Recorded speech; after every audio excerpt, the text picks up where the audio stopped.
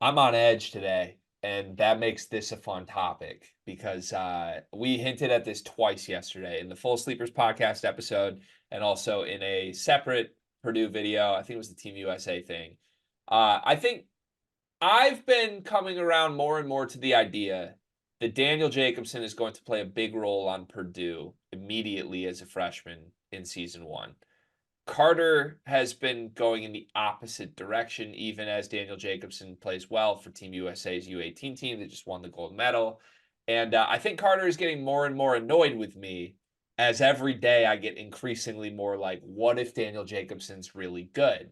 And it just keeps going and going and going.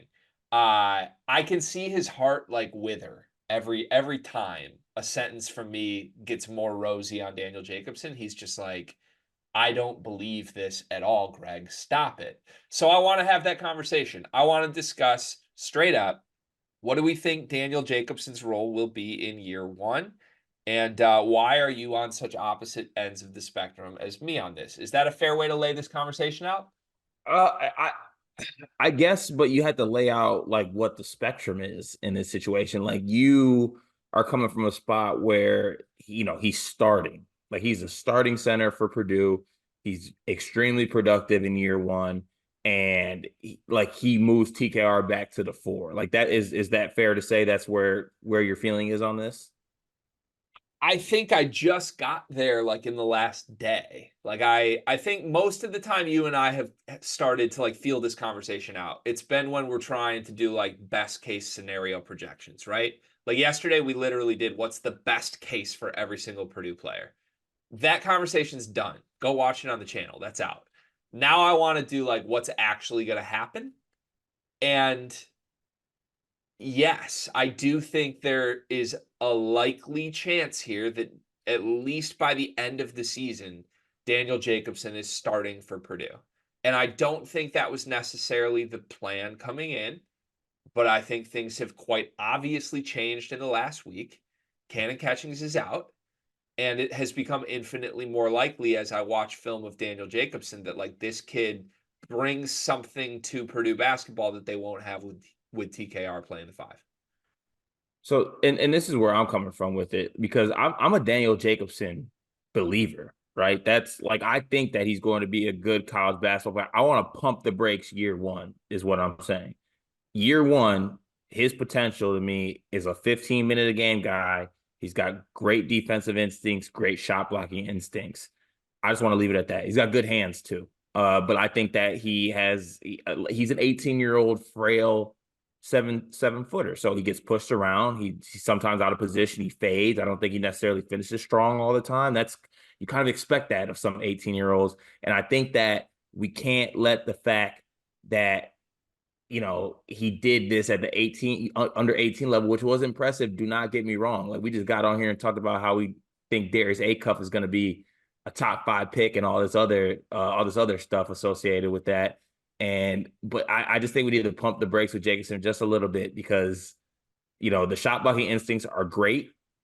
Sometimes it's easier to block shots when guys from Argentina and Brazil are just going right at the 7-3 guy. Like he has great instincts and things like that, but I just want to pump the brakes on like Jacobson starts pushes TKR to the to the four because right now I think TKR is leaps and bounds a better center than Daniel Jacobson is and adds more to Purdue's team than Daniel Jacobson does at the five.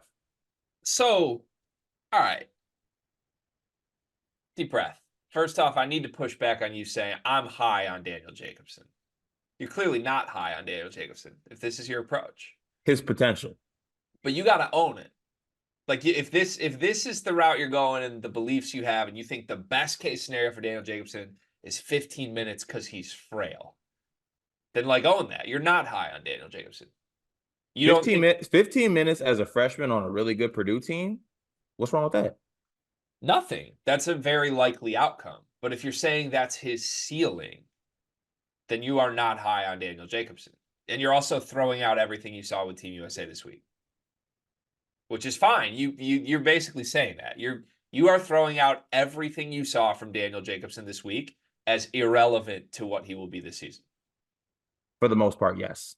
Okay. And that's the main thing I disagree with is um look, competition caveats aside, I'm willing to throw that stuff out. Was it like, oh, I saw something from Daniel Jacobson against Argentina that makes me think he's a different player than I thought? No, that's not what happened for me last week. What happened for me last week is Tommy Lloyd treated him like he was the second best player and the best big in the program. That's what happened. Like, that matters to me. The same way Darius Acuff was featured as the number one option, and everyone treated him like the alpha. On a team full of 8 really good guards, they all looked at Darius Acuff and you were like, you're the dude. That matters to me. Even on the game where Darius Acuff was like 3 for 13 from the floor, I didn't care because everybody treated him like the alpha. To me, as far as front court guys went on this program with Team USA U18, there was no question. Daniel Jacobson was treated like he was the best big on the team because of what he can do defensively. I didn't expect that. When I saw this roster come out, quite frankly, I thought Jacobson would be the 4 minutes off the bench guy who barely played. I thought he was on this roster because he was 7'3". But my eyes tell me from watching all of these games, Jacobson was the best big on this team. It wasn't just, and yes, some of that is because he could just be big and get his blocks against really bad competition. You're right. Maybe that won't translate as well as Merez Johnson's motor will at the Big Ten level. But it means something. It means that in practices, this Team USA team was like, Jacobson's our best big. He's going head to head with guys who I think are going to start at really great programs. And he was the best big. So, like, that's where I'm at. That's why it's repositioning me mentally on what his role could be in year one. The second thing you said, TKR versus Jacobson. You are completely right that TKR is a better player than Jacobson. He's a better front court guy. You say he's a better center. If you want to define it that way, fine. To me, TKR is just a better big right now than Jacobson. No question. You're right. That's not going to define whether or not Jacobson starts for this team or what his role is. It's not, is he better than TKR? He's not taking TKR's spot. It's, is Daniel Jacobson and his defense and his shot blocking giving the team more than either Miles Colvin, Cam Heide, or Fletcher Loyer would? Because Braden Smith's starting at the 1, TKR starting. Those are the 2 guarantees that we know. The other 3 spots are up in the air. And everybody expects it could be Fletcher Loyer at the 2, Miles Colvin at the 3, Cam Heide at the 4. That would be the smallest lineup that Matt Painter has played in his entire tenure. A 6'9" center and Cam Heide, who I know is tall, but he plays like he's 6'6". Like, that would be a 4-guard lineup, essentially, with a 6'9" center. That's not what Matt Painter wants to do. It's just not. And if he has to do it, he will. But to me, it was infinitely more likely that that's what he would land on when Cannon Catchings was in the fold, because that dude was an NBA talent. And now you remove that dude.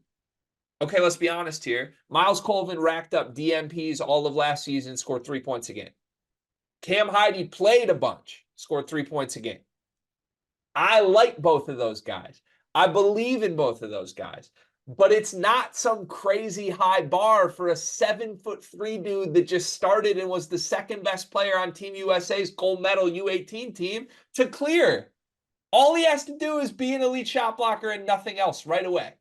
And if that's what he is, like, Matt Painter wants to play a 7-footer way more than he wants to play 4 guard-shaped people. So is that going to leave guys in a weird spot? Maybe. There are locker room questions. Miles Colvin wants to start this year. He thinks he's going to start this year. Cam Heide wants to start this year. He thinks he's going to start this year. Fletcher Loyer is not going to want to come off the bench, and I don't think he will come off the bench. He's good. So you got to manage egos. You got to manage people being happy. But the bottom line for me is this. We have seen Matt Painter time and time again turn to 7-footers at the expense of other guys. Whenever he's had a good one. If he has a good one, he doesn't bury the good ones. If Daniel Jacobson's good at all, I think that we will see Painter go to that quickly based on what I saw this last week.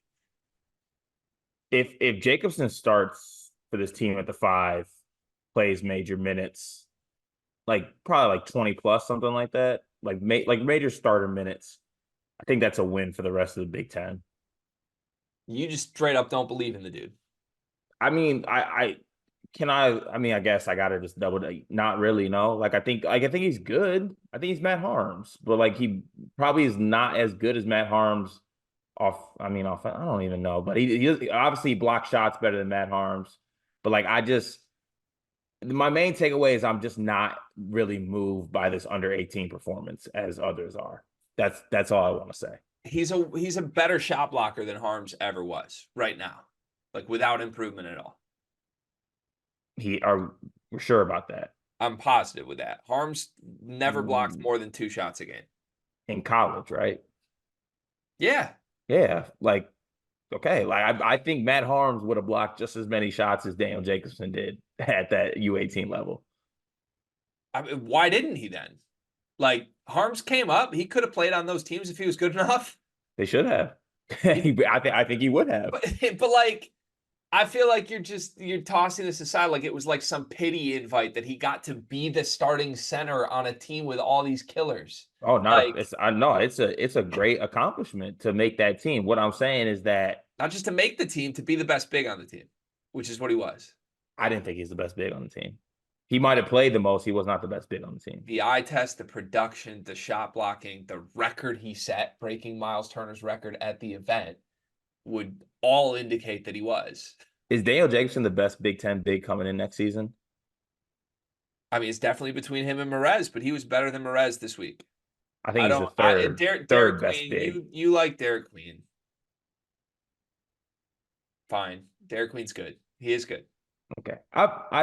I guess to get across, whether it's me doubling down on my doubt of Daniel Jacobson or me just pumping the brakes, whatever term you want to use, I just would like to get it out there that yes, it was a good performance. Yes, the record was great. All that is beautiful.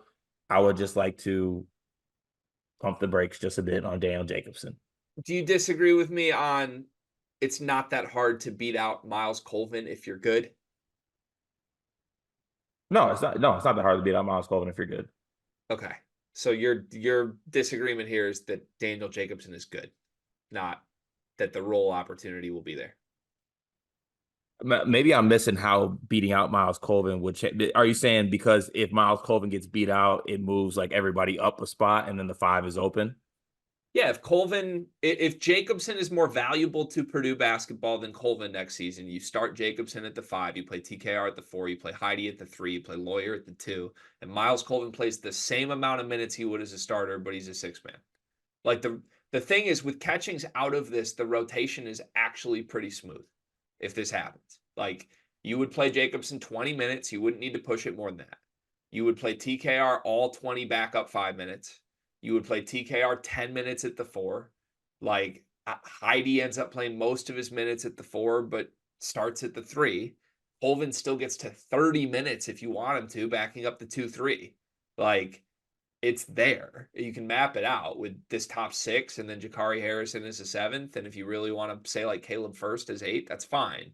But like the rotation makes sense now. Jacobson's going to play no matter what. He's probably going to play closer to 20 minutes, honestly, just given where the minutes are at now in the front court. Like if you need TKR to play a bunch of minutes with catchings out now, there's not a ton of options in the front court. Like either Jacobson or Will Berg is going to have to play 20 minutes on this team, or Caleb First. He's better than Will Berg, I'll say that. Do you think he's better than Caleb First? I don't know. I think Caleb First is better than Jacobson right now.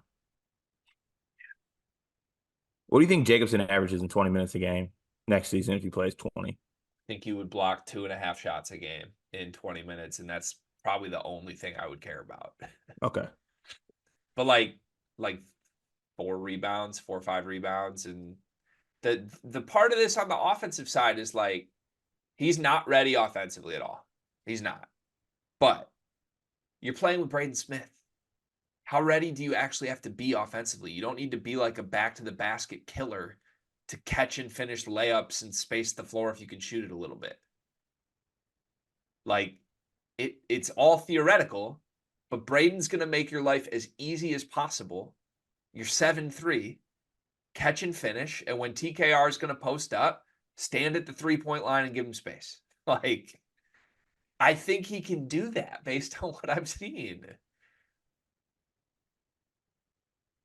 Alrighty. So then the question is Miles Colvin shooting 40% from three more valuable than Daniel Jacobson blocking like 5 shots a game per 40?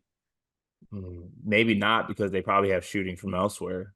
They got shooters everywhere else. And by him being the only 7-footer and the only one that's probably the best shot blocker on the team, he should play at the 5. I just believe Matt Painter, time and time again, will go to a 7-footer when he has a good one. And That's I very believe true. Daniel Jacobson is a good one. You don't. So that's where we're at. I guess we'll see. I think Daniel Jacobson's okay. Over under 0.5 starts for Daniel Jacobson next year. Over, he'll start a game How's he going to start a game? because Painter's going to play a 7-footer, like you said. I actually believe that. So you've come around on what I'm saying I think is going to happen, even though you're not around on it being a good thing at all. No, I'm not around on it being a good thing. I think the best thing for this team is TKR at the 5, Heidi at the 4. The lineup you said, that's the best thing for this team. So if you're Purdue's coach and you're saying Caleb First is a better player than Daniel Jacobson right now, how many minutes do you play Daniel Jacobson next year? Does he play Will Berg's role where he's literally not taking warm-ups off? I'd say like 10 minutes a game. Why are you playing him if First is better than him? You play First at the 4. So you're playing TKR a bunch of minutes and Caleb First and Daniel Jacobson? I mean, I don't know how the minutes would distribute, but obviously, like Jacobson at the 5 and being a 7-footer, I think he's going to add shot blocking that you need. I'm like right now, yes, I think that Caleb First is a better basketball player than Daniel Jacobson. I don't know if that leads to First playing more than Daniel Jacobson, though, because that's not how it works. Sometimes better basketball players don't play as many minutes as people they're better than. I've seen it a lot. You've been a victim of that situation? Yes, it happens a lot. All right. I feel more confused by the end of this video about how you feel about Daniel Jacobson than I was beforehand. Then it worked.